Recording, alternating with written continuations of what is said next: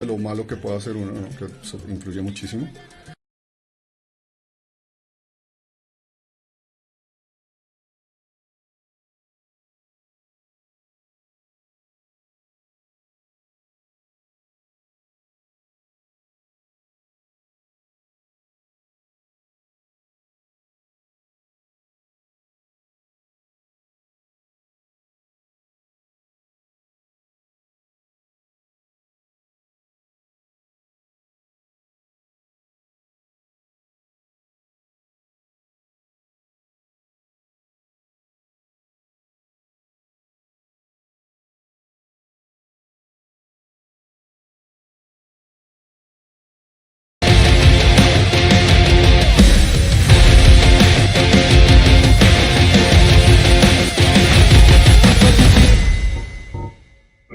Hi guys, I'm Rick Crawley with Achilles Heel Tactical, back again with another UF Pro series.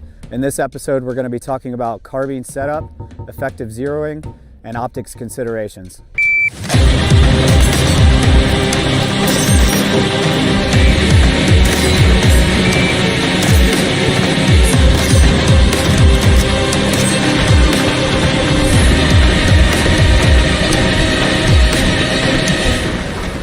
All right, with carbine setup, two things we want to make sure we're implementing while setting up this carbine and fitting it to our bodies is not fighting human behavior or natural human response. So as I take this rifle off of me, this is how I set up the majority of my carbines for not just courses, but how I've set them up for years. So where I start setting up my carbine is where it connects to my body. The length of pull, where do I place it? All the way out, all the way in, or somewhere in between. In order to identify, I'm going to extend it all the way out, place in the pit of your elbow, and then reach out. If I can manipulate the safety selector switch and find good isolation within my first joint in order to reach the trigger, that is my position. Clearly, this is not my position, so I'm going to collapse it in and try again. As I collapse this arm in, I can manipulate the safety selector switch and I can find the trigger, but I still cannot isolate that joint. So I'm going to collapse it in one more notch, and that's about where I had it when I started.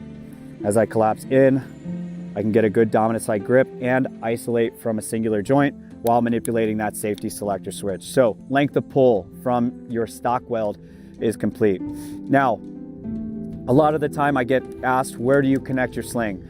For myself, I've connected the rear attach point of my sling to the lower receiver for years, and I have not deviated from that. For this build, it is on my dominant side, but this is just how I connect it. You can connect it to your buttstock, to the back of the receiver, to the left of this billet receiver, however you would like. All right, now for the forward attachment point for my sling. I'm going to place this as far forward as possible where I naturally grip and control the gun with my non-dominant side grip. I want to allow for enough sling tension for one deployed position. My administrative position is going to be completely collapsed, and my deployed position is going to be completely opened. So within this fully deployed position, I want to make sure this sling is fit to my body. And as I place this sling around my body, collapse the sling, I want to make sure it's nice and tight to my body. And from fully deployed positioning, I'm able to reach up, grab my rifle as naturally as possible, and present the weapon system with proper sling tension. So with proper sling tension, I'm able to utilize this 2-point sling to my advantage by running it over and across my radius bone. As you can see, my forward attachment is just in front of my hand, and as I present this rifle out, the sling tenses up. And as it tenses up, it builds stability as well as assists within the recoil impulse of this weapon. The sling can work for you, it can also work against you. So as I've shown with this 2-point sling, it can work for you as an asset rather than just simply existing. All right, moving on from the sling. With our optics, we want to make sure that we're getting proper eye relief. And as we get proper eye relief, after we've established our length of pull, I want to get down behind the gun. And as I get down behind the gun, I want to make sure that I'm not having to stress my neck or tense up or build a non-sustainable position or platform behind this weapon system. Now, with the optics, there's multiple different types of optics out there that you can run, from LPVOs to red dots, prisms, and holographic sights. But the one thing needs to be consistent about it, it needs to work. All right, so the biggest thing with optics is know your optic, know the increment unit of measure of adjustment, know how to sight it in, how to properly mount it. All right, now where do I place my forward end lights, lasers, and forward end grips? Again, referencing your natural human response and building this rifle to you, I'm gonna get in my sling. And as I deploy this rifle straight up, I'm now going to take my left non-dominant side hand off, and I'm gonna put my head straight down. You can even close your eyes. And as I reach up naturally, wherever my non-dominant side hand falls is where I'm going to be placing my controls and my non-dominant side grip. If I'm running a suppressor, the reason I want my light as far forward as possible is to try to eliminate as much suppressor shadow when I engage the light. As far as your laser, I'd run it at 12 o'clock position, and if you have a backup iron sight, run that backup iron sight that works either forward or behind that laser. One of the questions I get all the time is, what length of barrel, what length of rail should I run? And again, that's completely subjective to your choice. For me, this is a 12.5-inch gun, and when I drive this out, I want to make sure that I have plenty of real estate for lights, lasers, controls, and make sure you have plenty of real estate to attach any attachments, such as this Alpha Teric from TACCOM.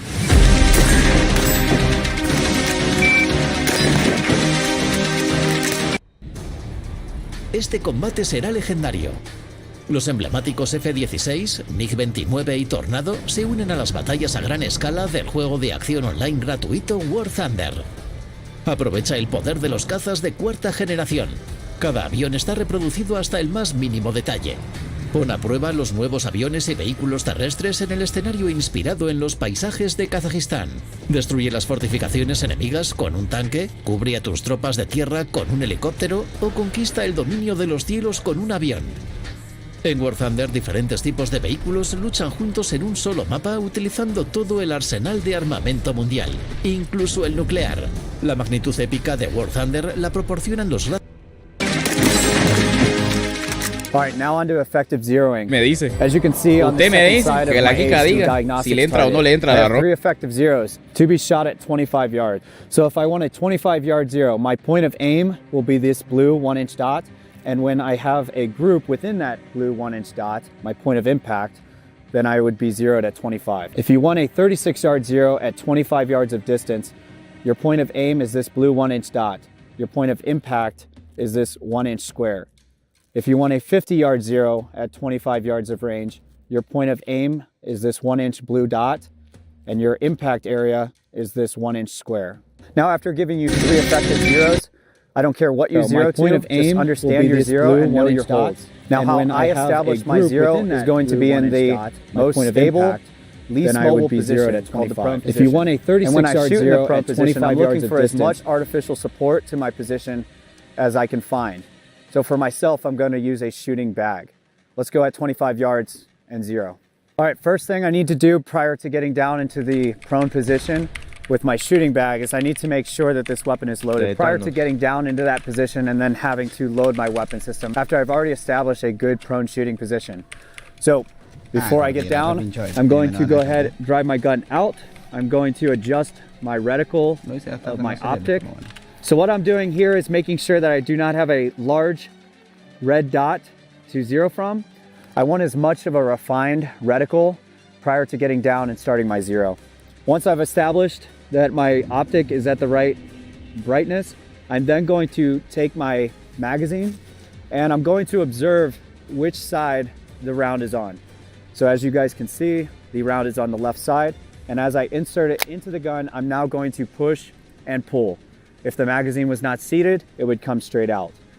This is a great assurance that the magazine is seated rather than seating and tapping, not knowing if it is seated or not. Push, pull. From there, I'm going to grab my charging handle, pull it straight back to the rear, and let go. 2 ways to press check. You can either utilize, due to having a forward assist, I can pull back my charging handle and let go. If my bolt carrier group does not seat, I can utilize my forward assist, sending it forward.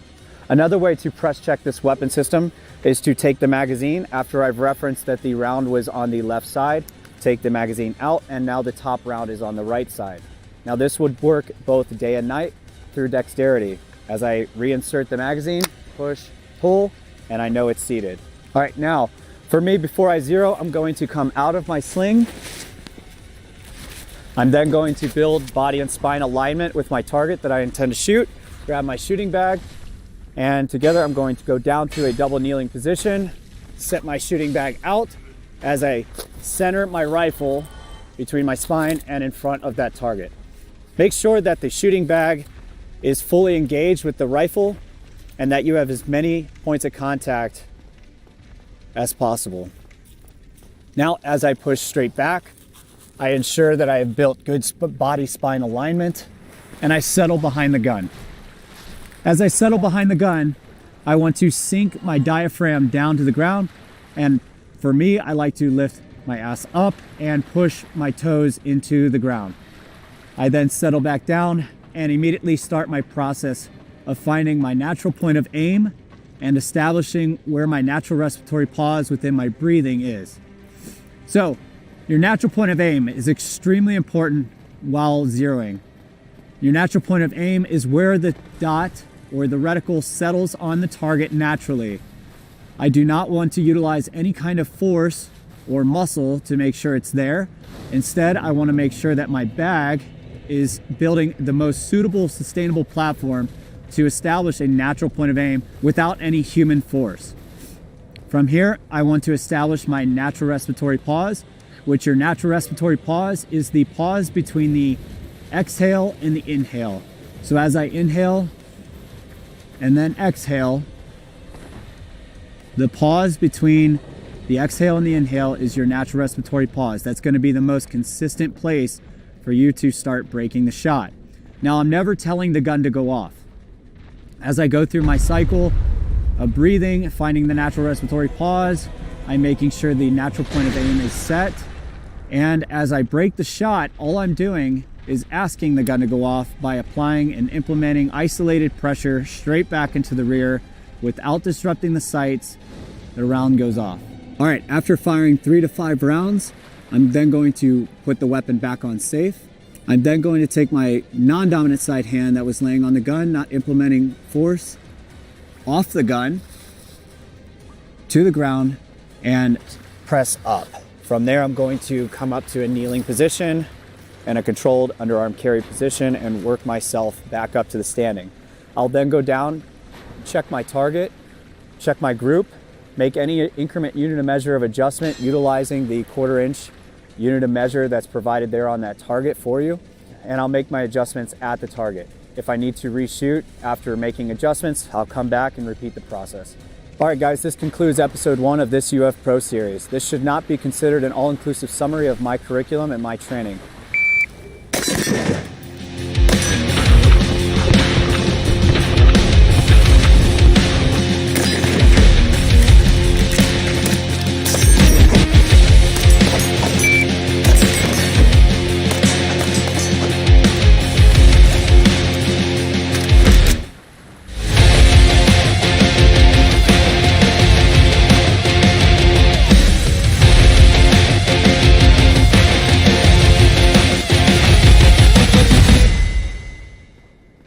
Hi guys, I'm Rick Crawley with Achilles Heel Tactical. Welcome back to this UF Pro series of Carbine Fundamentals. In this episode, we're going to be establishing carbine fundamentals from the ground up, starting with stance and grip.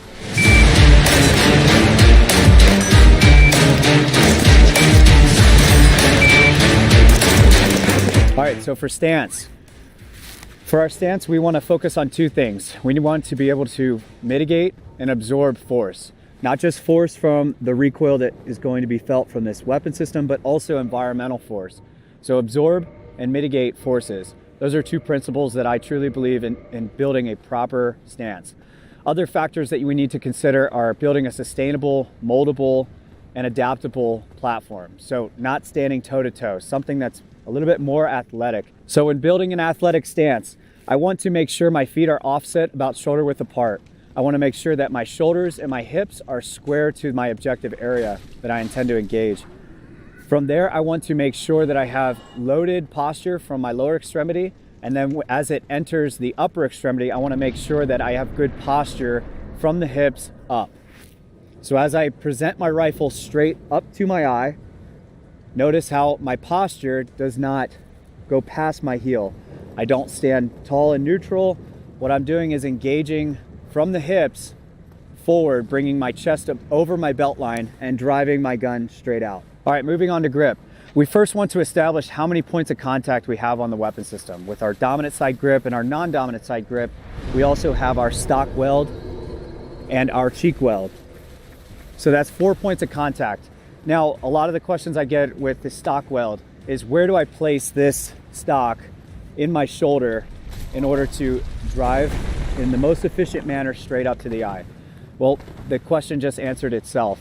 In order to find the correct placement of this stock, I want to put the eye box of my optic directly in front of my eye. As I drive straight up with my non-dominant and dominant side grips, I want to make sure that my head movement does not go right, or I have to cant the rifle to find the eye. Not fighting a natural human response of having to go look for the optic, but driving the optic straight up to the eye where I stand tall. That's going to be the goal for your stock placement. Your cheek weld, as far as your cheek weld, that's going to be completely dictated by the height of your optic. As we rise this weapon system up, that we do have a solid, consistent cheek weld. All right, moving on to dominant side grip. This is your fire control hand. I want to be able to make sure that I can manipulate safety selector switches with this hand and make sure that I can isolate from a single joint within my trigger control. For me, that's all my dominant side grip is here to do. It's not here to drive pressure back into my center line. It's simply establishing a high firm purchase and giving me the ability to manipulate safety selector switches and manipulate disciplined trigger control. All right, for me with grip, I want to put the most emphasis on my non-dominant side grip. And I'll demonstrate this for you here in a minute. But as I reach out for my non-dominant side grip, when the gun recoils due to the buffering system that exists in this AR-15 platform, I want to control the front end of the gun, because if the nose of the gun rises, the optic will then follow. What I want to do is not cradle the gun. I don't want to fix on a vertical fixture off the gun. I want to come over, thumb over bore, and control the entirety of the upward movement of this rail. Now, something I like to do within my presentation is make sure that as I present this rifle, I drive my elbows in line with the rifle instead of offline. So that was your non-dominant side demonstration. This is your dominant side. As I present this rifle, I want to make sure my elbows are in line with the gun instead of offline. So moving back to our non-dominant side presentation. So notice as I bring my non-dominant side grip up, throwing my thumb over bore and running my sling from the forward attachment over my radius bone. As I bring my elbow down, it tenses up the sling, giving me more stability. What this is going to do for me is allow me to create a baseline of stability where the disruption is going to be seen from the nose of the gun as it wants to rise. Notice with proper sling tension, the nose is no longer able to. By producing this leverage at the nose of the gun, it establishes a baseline of stability, assisting in the mitigation of recoil and keeping your sights down on target. What I like to do is I will first adjust my sling, build a proper platform within my stance and posture, then bringing my elbows in line as I present the rifle straight to my eye. I will put the weapon on fire, making sure that I'm not driving the weapon system back into me. I want to control the weapon at the nose of the gun utilizing proper sling tension, and I want to fire 3 rounds while staring straight down. I'm testing my posture and stance per the recoil impulse. So as I bring my eyes down, I fire 3 rounds, and I actually am able to now feel the recoil impulse rather than focusing on returning the sights back down on target. Once I have felt the recoil impulse with 3 rounds, I'm then going to move to 5. Same thing, eyes down. So what you'll be able to tell with these isolation drills is where your posture or your stance is falling short. If you do not have a loaded lower extremity, your toes will lift off the ground. As I load the balls of my feet and load my posture, I look straight down, fire those 5 rounds. A shift in the baseline with bad posture would look like this. As I look straight down, fire my first 3. Notice my toes lift off the ground. Once I adjust, get a good, more aggressive stance, bring those elbows in line, and fire 5 rounds. now notice nothing's changed about the baseline of my stance, posture, nor my grip. All right, so next time you're at the range and you're having trouble finding stability within your stance, try these isolation drills. Again, take the focus off your sights and put it on what you're isolating.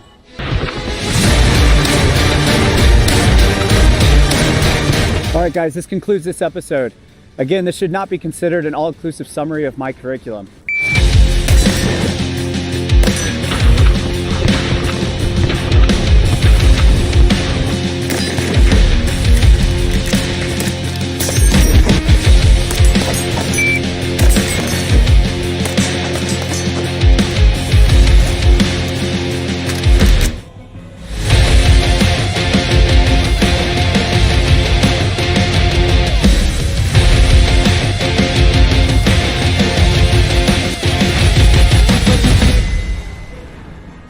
Hi guys, I'm Rick Crawley with Achilles Heel Tactical, and welcome back to this UF Pro series of Carbine Fundamentals. In this episode, we will be covering sight picture, sight alignment, mechanical offset, and information processing.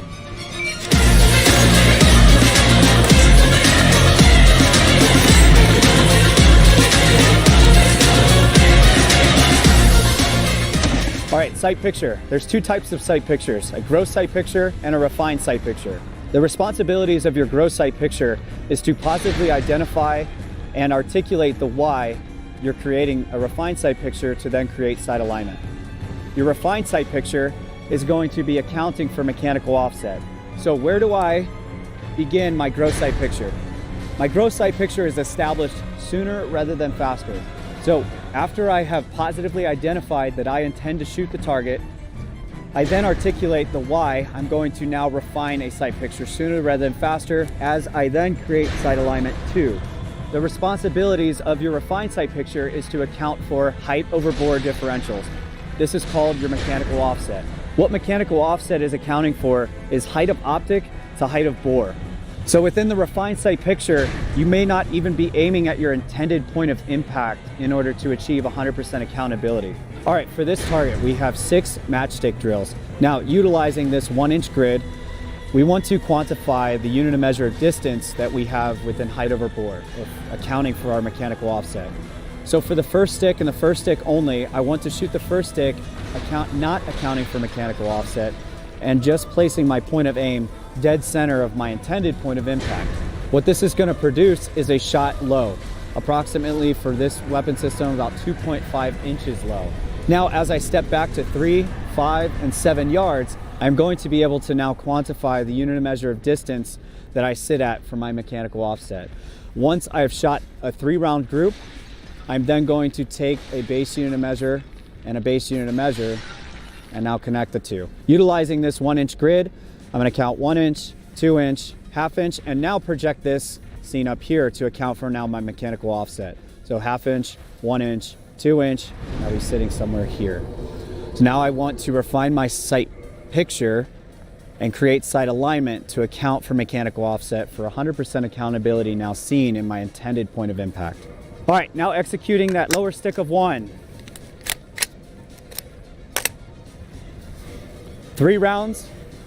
After you've established a good solid stance, sight picture, sight alignment, you're now going to come up with a good proper presentation and grip without accounting for mechanical offset.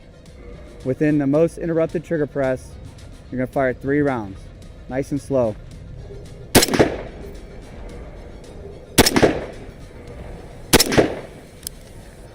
All right, after you fired those 3 rounds, you'll then come down to your target. And now you're going to utilize that 3-round group, drawing a line straight out from your point of aim being the center of that white of the matchstick. Draw a line straight out. Connect down the 2, and now I'm going to count 1, 2, and a half. So now I'm going to translate this data above. 1, 2. And then I'm going to confirm that data with another 3 rounds. Nice and slow. Now to your new refined point of aim. 3 rounds.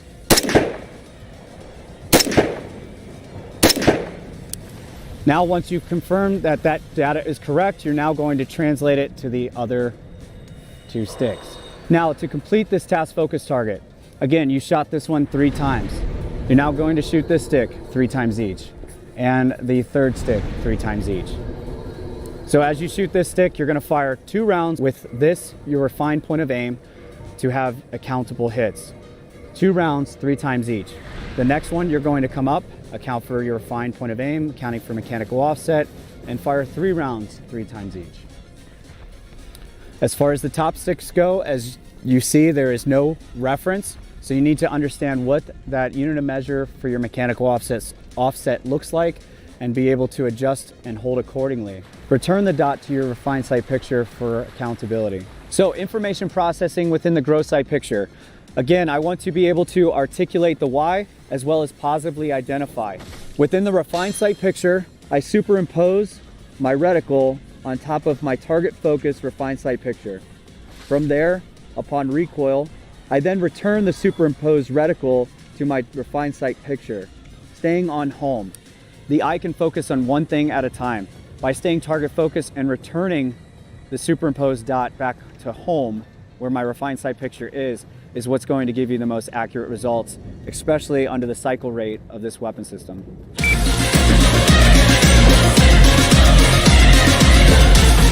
All right, guys, this concludes episode 3 of this UF Pro series. Again, this should not be considered an all-inclusive summary of my training curriculum.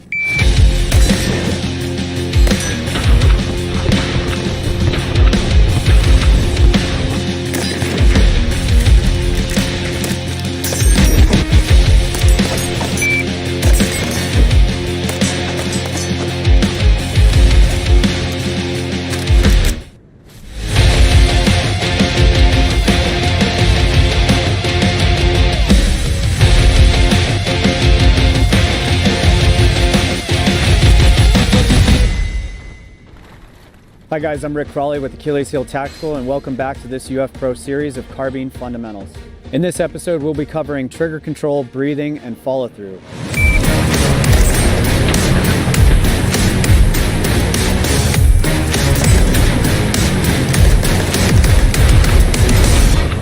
All right, there's 2 types of trigger manipulation: continuous motion and interrupted motion. Continuous motion, straight back into the rear after you find placement, straight back to the rear, is going to have the most disruption within the sights. Now, a place for a continuous motion trigger press is when you're not within your sights, as if I was clearing any confined space and needed to engage now. At this moment, I do not need any interruption because I have no sights to disrupt. Now, while in your sights, I want to make sure that I get as much interruption within this trigger press as possible. Now, what does that mean? So on your trigger manipulation, from an isolated joint straight back into the rear, I want to find placement. That placement, I want to cut from the tip to the first joint in half. From there, I want to isolate from the first knuckle straight back into the rear. But on a single stage or 2-stage trigger, you're going to have some slack. Within this 2-stage Geisley, I will have take up, slack to a wall. From the wall, I want to add steady pressure without disrupting the sights and let the trigger break on its own. As long as my sights were not disrupted, I was accounting for mechanical offset within my refined sight picture, I should have accountability. Now, the resetting of the trigger. As this bolt cycles, it moves back into the buffering tube. This is a gas-operated system, so quit pinning that trigger to the rear, keep dexterity and placement on that trigger, and as the shot goes off, return it to a sear reset point. Now we're going to talk about breathing.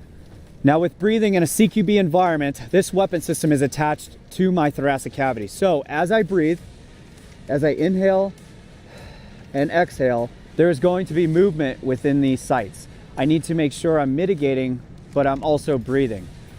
Do not forget to breathe. In a close quarter engagement and close quarter environment, just breathe. You don't have to shoot on the inhale, you don't have to shoot on the exhale.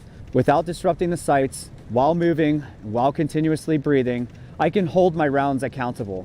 Now let's talk about when breathing actually matters and will disrupt the sights. So, long distance, zeroing, just as we spoke before, finding that natural respiratory pause is crucial to when you are zeroing this weapon system, or taking long distance shots, because any movement, any level of disruption or inconsistencies about your process will show within your accountability. All right guys, from the ground up, we've discussed every single fundamental, and now we come to the follow through steps. The follow through steps with a good solid stance, posture, grip, You have your sight picture and creation of sight alignment. The only thing now that needs to reset upon recoil is going to be the reticle returning back down to your refined target focus and you resetting the trigger. Again, we talked about not pinning that trigger to the rear, so let it reset. This gas-operated system is a force multiplier for a reason. It will do the resetting of the process for you. Control the front end of the gun upon that recoil impulse, resetting the sights, resetting the trigger. All right, guys, this concludes this episode. Again, this should not be considered an all-inclusive summary of my curriculum.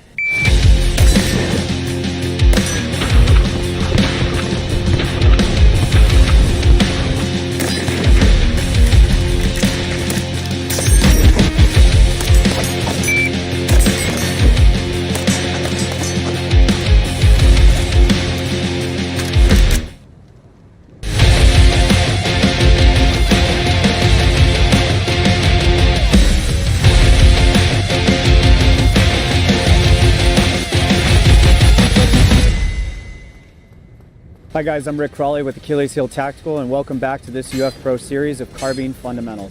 In this episode, we're going to be covering my task-focused drills that I like to isolate each fundamental with, as well as cover gear placement on your first line gear.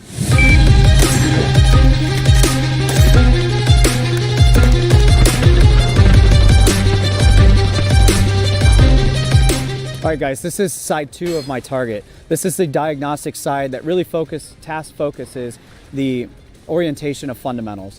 So up here to the left, we have what I call our matchstick target, where we focus establishing our mechanical offset utilizing these 1-inch increment units of measure of grid. Over here we have our reloads, malfunctions, and transitions target.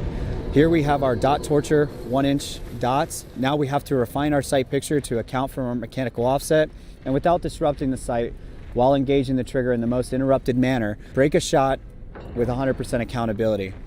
Over here we have our command drill. The command drill is not a game of memory.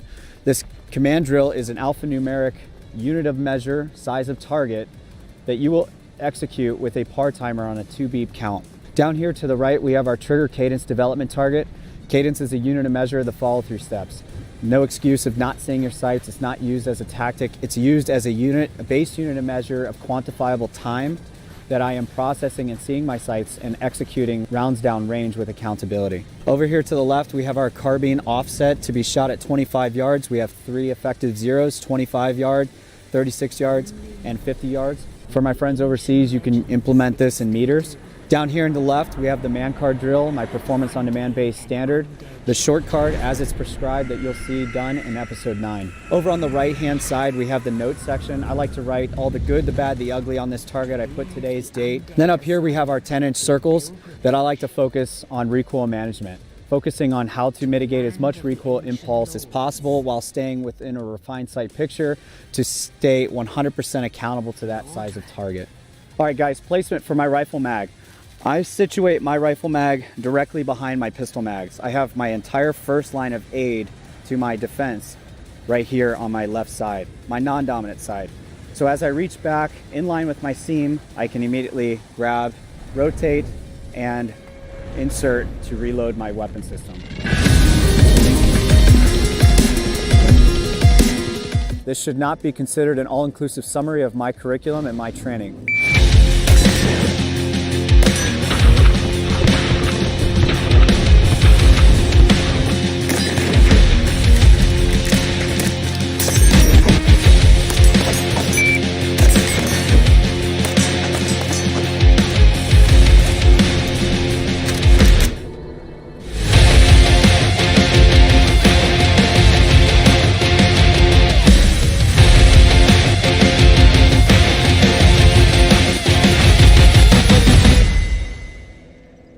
Hi guys, I'm Rick Crawley with Achilles Heel Tactical and welcome back to this UF Pro series of Carbine Fundamentals. In this episode, we're going to be covering reload mechanics and common malfunctions.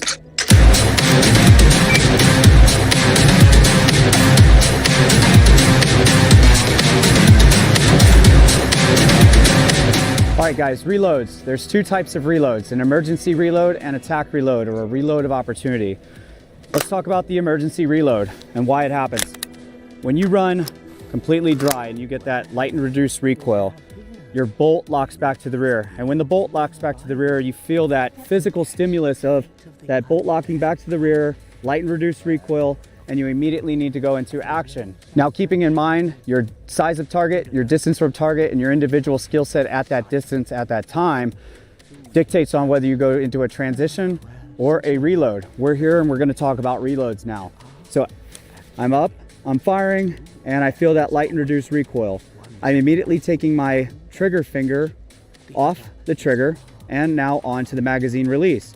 As I bring this finger off the trigger and onto the magazine release, my non-dominant side hand breaks away from the gun and grabs the mag. As this magazine clears, this magazine is now seated and the bolt is then sent home. I then assume trigger control, and if I'm done firing, my weapon then goes back on safe. All right, our next type of reload is that tack reload or reload of opportunity. As I fire this weapon, and I want to be proactive within my mindset, as I'm engaging this target, after an engagement, put that weapon back on safe. For whatever reason, I have the ability to top off this weapon system. I'm going to take the opportunity to tack reload, keeping this gun mounted, utilizing that proper sling tension, grabbing low on the fresh mag, high on the magazine inside the gun.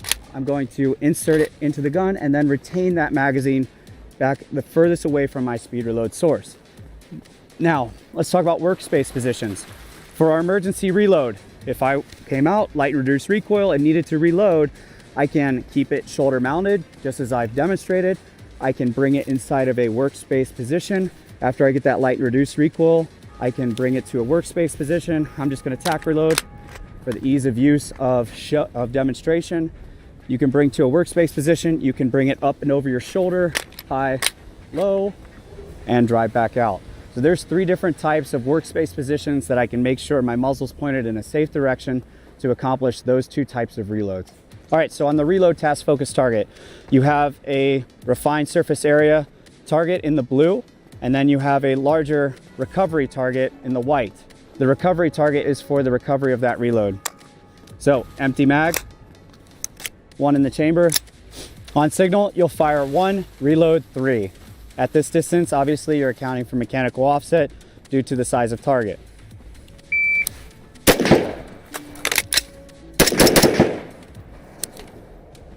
All right, that is your emergency reload. From there, I'm going to look and identify the mag, come to a good controlled carry position, drop down, grab that mag, grab low on that mag, and high on the magazine inside the gun to then reset the drill. All right, utilizing that same target, we're gonna talk about 3 different common malfunctions. Those 3 common malfunctions seen in this platform, those 3 common malfunctions are failure to feed, failure to fire, and failure to extract. All right, so after we've identified the 3 types of malfunctions, failure to feed, failure to fire, and failure to extract, we now need to come up with the refunction actions. The refunction action of a failure to feed and a failure to fire will result in the sear engagement. As you can hear, when I break this trigger, there's sear engagement with a failure to feed, failing to load this weapon system. When you hear that sear engagement, your immediate action is to tap to reseat if you failed to seat the magazine properly, then rack the weapon system, and then attempt to fire again. All right, now setting up a failure to fire. Once you've cleared this weapon system, you're going to grab a piece of brass, lock the bolt to the rear, turn it sideways. From here, I'm going to grab that piece of brass, insert it into the chamber using gravity to your advantage, and then send the bolt home on that empty round. To insert the magazine, push pull. All right, from there, you're gonna come up, attempt to fire, and you're gonna receive sear engagement. Again, that's your tall tale sign to go through an immediate action. Tap, rack. Once that round has been sent outside the chamber, attempt to fire. Weapon then goes back on safe. All right, so within the failure to fire and failure to feed, we have sear engagement. Now we're going to go through the failure to extract, which an example of a failure to extract would be such as a double feed. What I want you to listen for is no sear engagement. So once I unload, show clear, lock that bolt to the rear. Again, coming down to that kneeling position, grabbing that round that you now sent outside of the gun and dropping it in to the upper receiver, not the chamber, just as you would combat load a shotgun. Insert the mag and send it home. As you can see, this is as organic in nature, a double feed. From here, I come up, attempt to fire, and no sear engagement. There's no click, no sear engagement. From there, I know an immediate action will not get me anywhere. I instead need to go into a remedial action, which starts at the source of friction, the magazine. I'm going to remove the magazine, retain the magazine, come back to the charging handle, hold the charging handle straight back, watch those rounds drop down the magazine well, let go of the charging handle, insert the mag, and charge the weapon system again. Attempt to fire, and I've successfully cleared utilizing that remedial action. Now that's one way of doing it. Another way of doing it, drop the mag, clear the gun, lock the bolt back to the rear, dropping that round into the upper receiver like you would combat load a shotgun, insert the mag, and sending it home. Come up, attempt to fire, soft mushy trigger, no sear engagement tells me I immediately need to go to the magazine, strip the magazine, retain.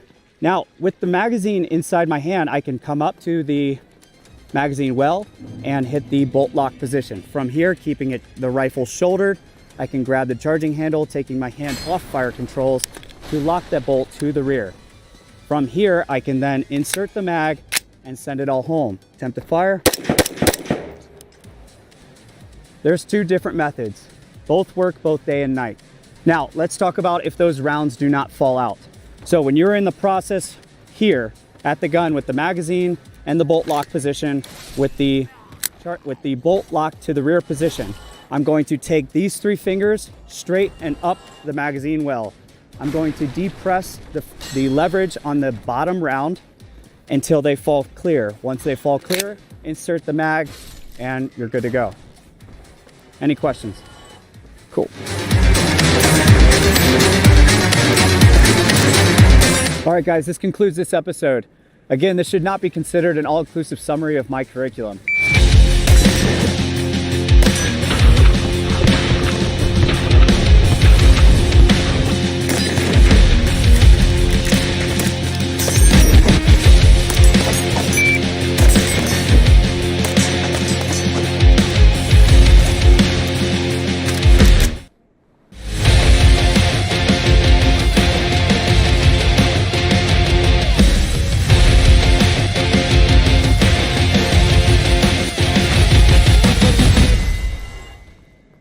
Hi guys, I'm Rick Crawley with Achilles Heel Tactical, and welcome back to this UF Pro series of Carbine Fundamentals. In this episode, we're going to be covering weapons transitions from rifle to pistol and recovery.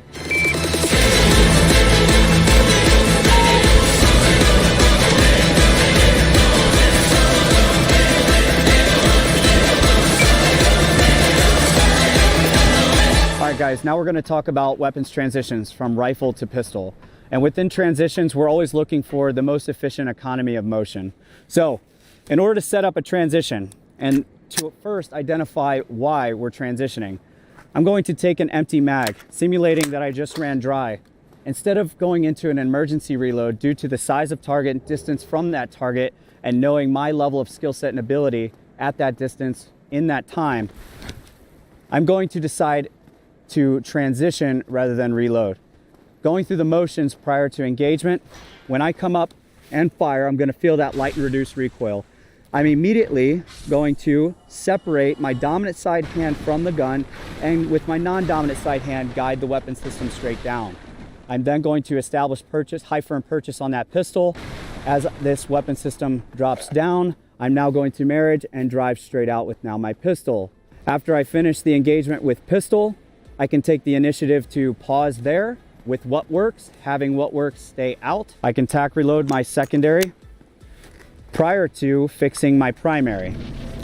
Now I bring my primary back up. I will obviously observe on an empty chamber. And at night, the reason I'm not putting this away is I can recess this light to then identify the empty chamber.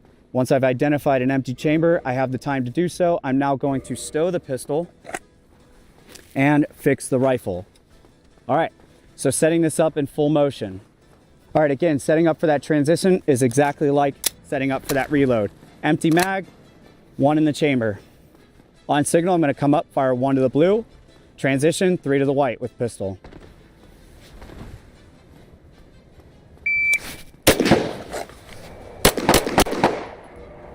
Pause, recover the rifle, observe the empty chamber, stow pistol, fix rifle. Now the weapon can then go back on safe. All right, so you're seeing the consistency within the process that I have from both reloads and transitions. I'm not taking the extra time nor adding the extra step of manipulating that safety. Now let's talk about the reason I'm taking that pregnated pause between the transition. All right, setting it up again. 1 of the blue, 3 of the white.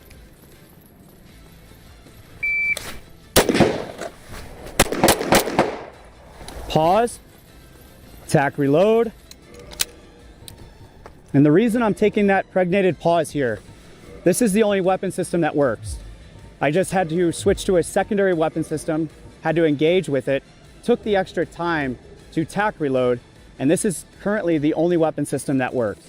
From here, bring up the primary weapon system, identify what's wrong with it when I have time and space to do so, stow the pistol, fix the rifle, get it back up and running, and once you are done, throw the weapon on safe.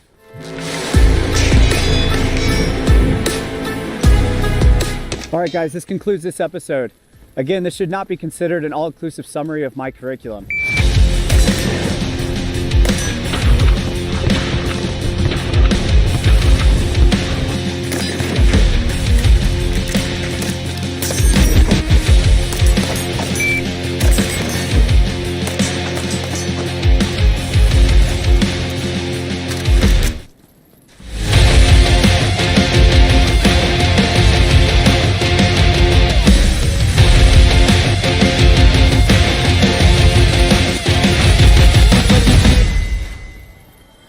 Hi guys, I'm Rick Crawley with Achilles Heel Tactical, and welcome back to this UF Pro series of Carbine Fundamentals. In this episode, we'll be covering the dope drill, my data on previous engagement drill.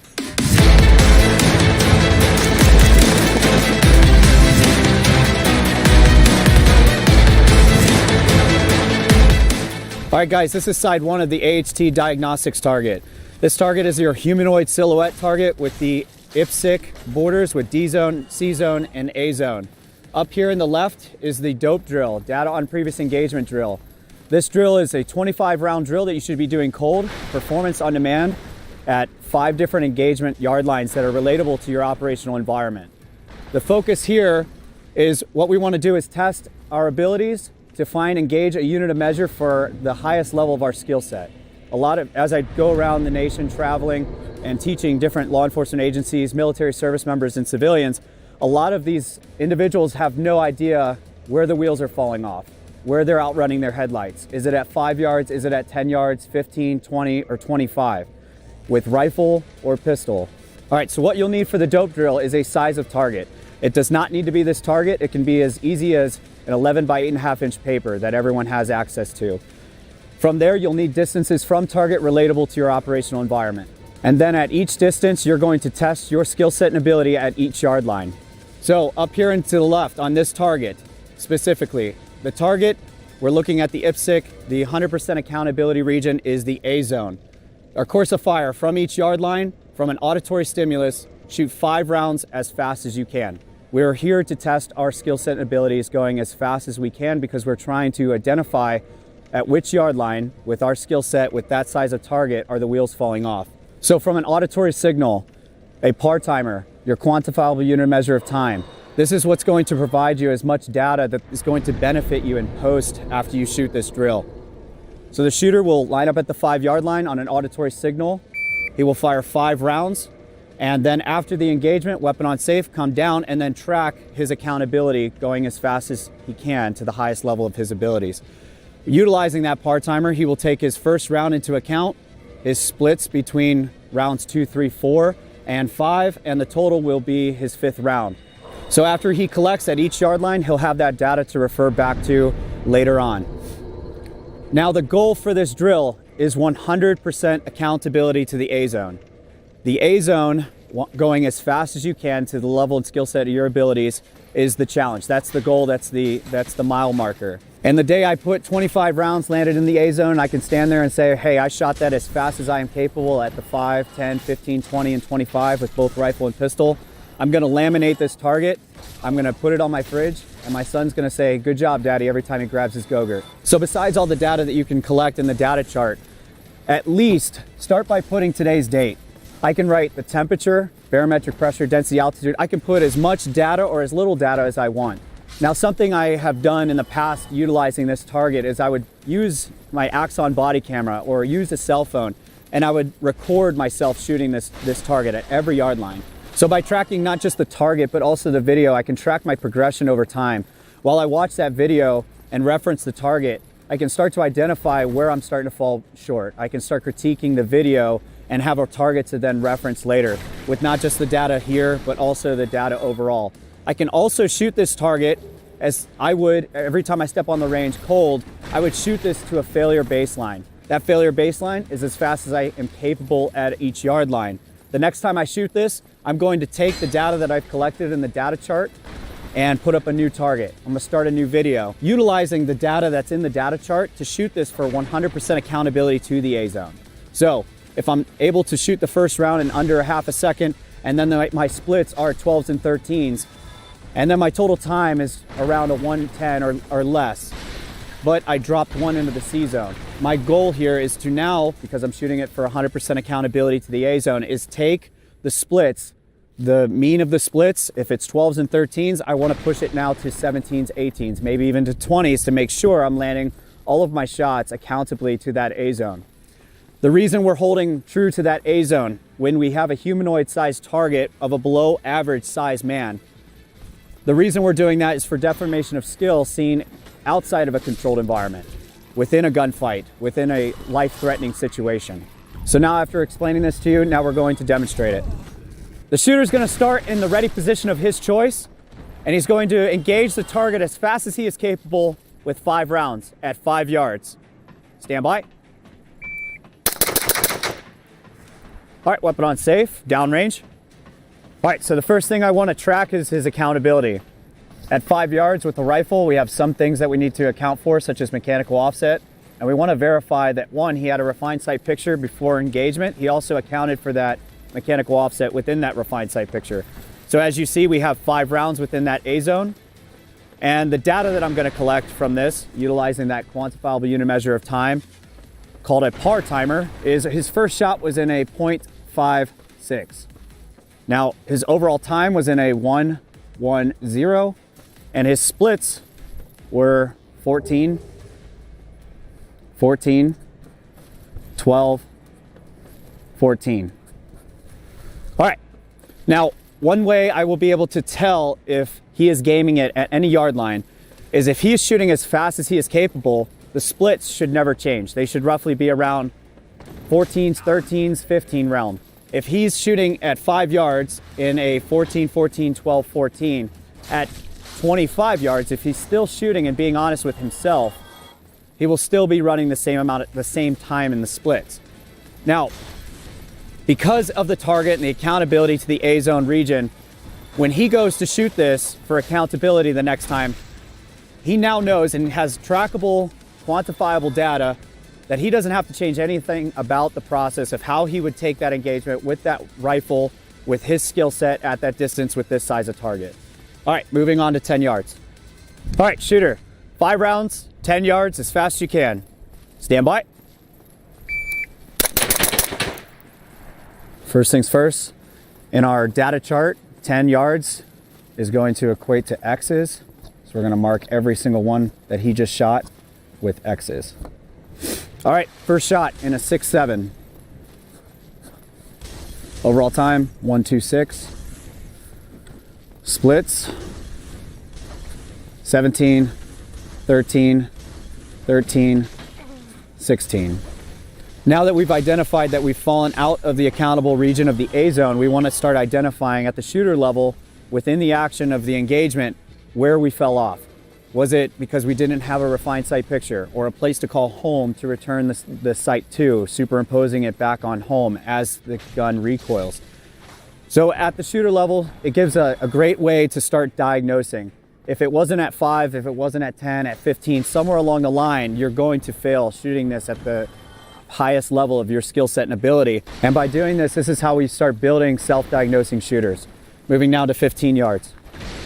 All right, shooter, 15 yards, 5 rounds as fast as you can. Stand by. All right, shooter, 20 yards, 5 rounds as fast as you can. Stand by. All right, so we only have one more line, the 25-yard line. After this yard line, we fire 25 rounds. The goal for this, again, is 25 rounds accountable to the A zone. But as you'll see, we're all subject to human error. By holding accountable to the refined area of the A zone, we're actually staying 100% accountable to the actual man-sized target. All right, 25 yards, 5 rounds as fast as you can. Stand by. And again, guys, the 5 rounds at every yard line, I don't care if you shoot 5 rounds, 6 rounds, 10 rounds, 20 rounds at each yard line. Again, we're just testing the skill set and ability, going as fast as you are capable at the distance with that size of target.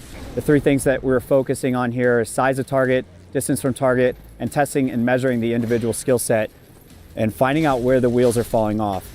So he is 100% accountable to the actual humanoid size of target.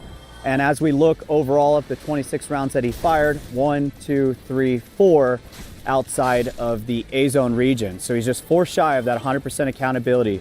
After we're done shooting it, after we're done collecting our data, we want to identify the yard lines where we fell off. So at 10 yards, we had 1. I definitely want to mark 10 yards. At 15, we had 1. At 20, we had 1. And 25, we had none. So 10, 15, and 20. You want to identify exactly why you fell out of that region. Oh, we do have 1 at 25. All right. So after we left the 5-yard line, we started losing 1 at each yard line at 10, 15, 20, and 25.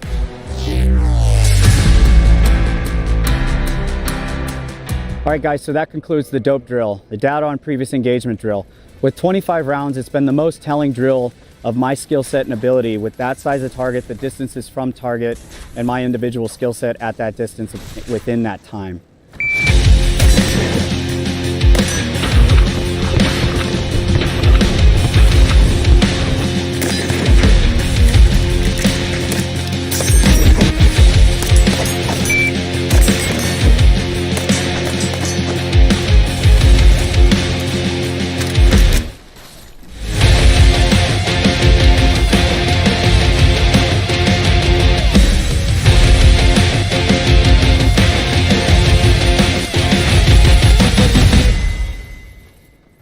Hi guys, I'm Rick Crawley with Achilles Heel Tactical, and welcome back to this UF Pro series of Carbine Fundamentals.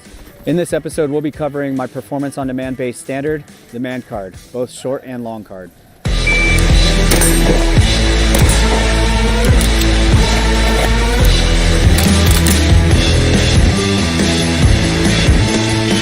All right guys, we're gonna run the man card drill. This is the short card standard. It's a 5-iteration performance on demand based standard at 25 yards on a C-zone size of target.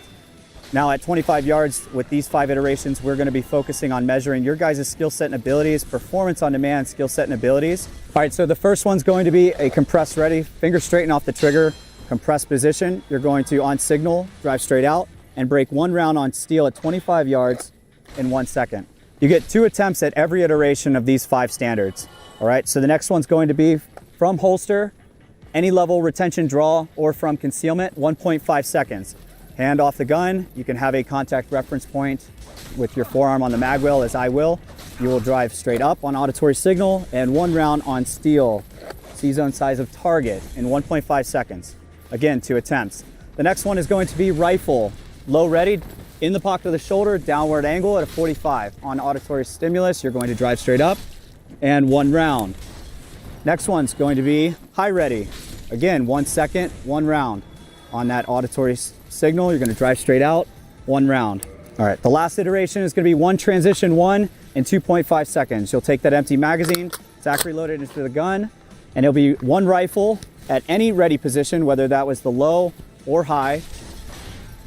Any ready position, you'll snap up, 1, transition 1, 2.5 seconds. After you complete all 5 iterations of this drill, if you have done it accountably, you will retain your man card. All right, so I'm gonna hand each of you a tangible man card. And at the end of these 5 iterations, if you successfully complete all 5 under time with 100% accountability, with 2 attempts at each iteration, You'll get to keep that. You've earned it for life. I can never take it away from you. After you earn your short card in an Achilles heel tactical class or event, that is your admit one ticket now to the long card. All right, so for the first iteration, the compress ready, feel free to stage your rifle on the ground or have it slung to you. Check sights, press checks are free. From compress ready, finger straighten off the trigger.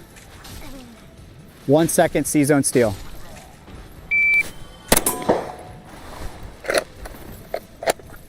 Eight two.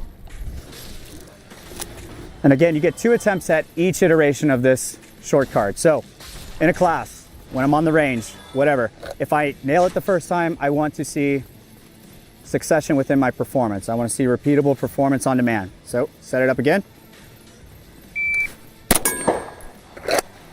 7.6. Next iteration, 1.5 from any level retention holster, from concealment, whether the lights are on, off, or even under nods. 1.5 seconds, C-zone steel. 118. Again, I want to see succession in my performance on demand. Repeatable performance. 120. 120. All right. After the draw, we are now going to pick up our rifles. Low ready, 1 second. Low ready, downward angle, 45 degrees. 1 second, C-zone steel, 25 yards.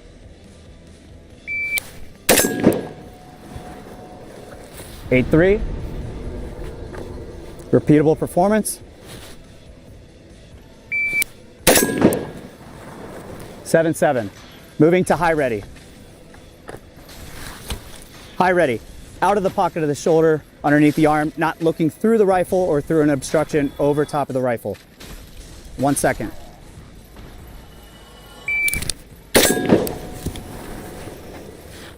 8.8. Repeatable performance on demand.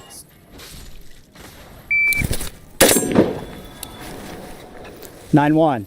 All right, in the 5th and final iteration, 1 transition 1, 2.5 seconds. You're gonna take that empty mag, tack reload it into the gun. 1 rifle, any ready position, you're gonna snap up. 1 rifle, transition, 1 pistol, 2.5 seconds. Everyone understand? All right.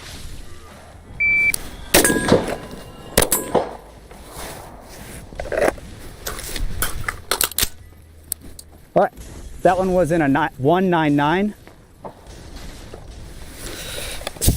Setting it up again. All right, this time I'm gonna go from a high ready.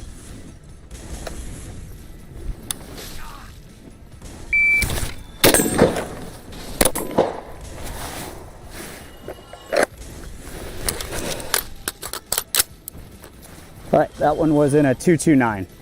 The man card drill, if you fail it every attempt, there's 2 attempts at each.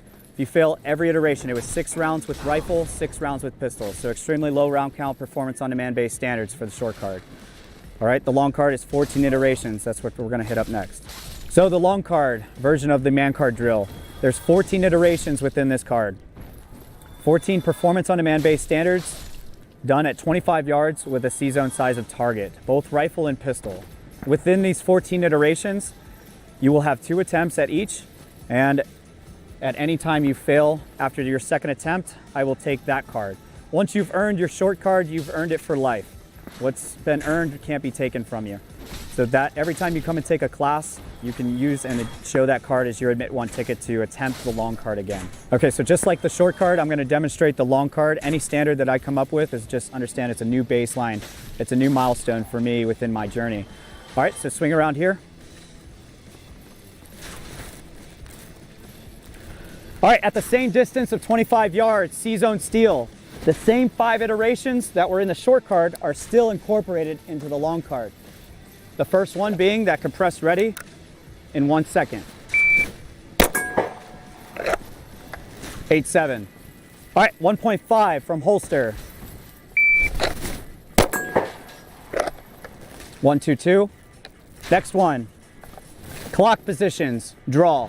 1.5 seconds at all clock positions. Shooter, look, turn, move, face to the right. Now, with the clock positions, your belt line has to be in the direction that I give you. You can still have your refined sight picture downrange. 1.5 seconds, stand by. 128. All right, face up range, looking over your non-dominant side shoulder, having your hips oriented up range, 1.5 seconds.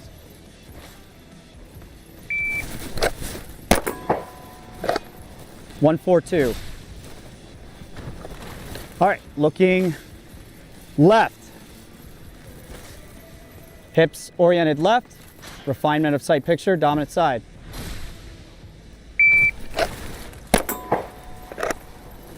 One, 3, 5. All right, the next one's going to be reloads. Working that reload. So take an empty mag, tack reload it into the gun, setting yourself up for a 1 reload 1, 3 seconds. 1 reload 1, 3 seconds.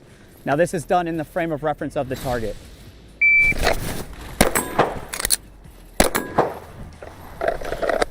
.280, 280. All right, next one's going to be rifle low ready, 1 second.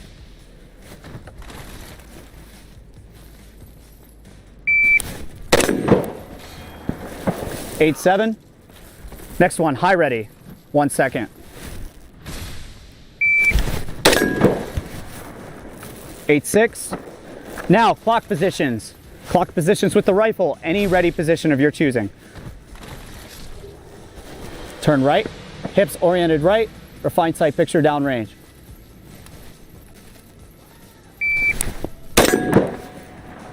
.97. Next is face up range, hips oriented up range, looking over non-dominant side shoulder. .99. All right, next, face left.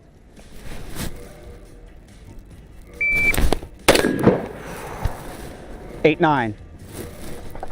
Next one's going to be, take that empty mag, 1 reload 1, 3 seconds. 1 reload 1, 3 seconds, any ready position.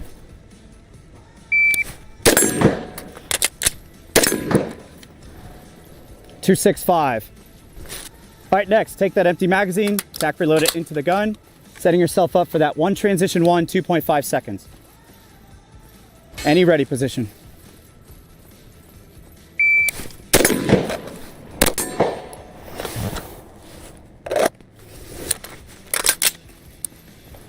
All right, 203. And the 14th, the final iteration. Tack reload and empty mag into the gun, setting yourself up for a 1, transition 1, tack reload pistol, stow pistol, and mag away. Recover rifle, reload rifle, 1. A full all-inclusive check drill in 8 seconds.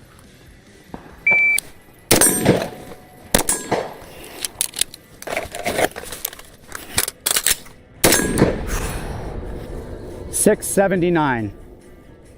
Again, like we've demonstrated in this episode, in order to receive a man card, the short card, you have to attend an Achilles heel tactical course, do it in front of me, in front of a body of students, while you have that psychological controlled stress variable of all eyes on you, performing on demand.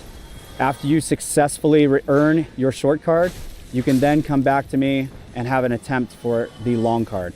The long card is 14 iterations, 14 long iterations to include the same 5. It's done at the same size of target, at the same distance from target, with the individual skill set that they come to me with.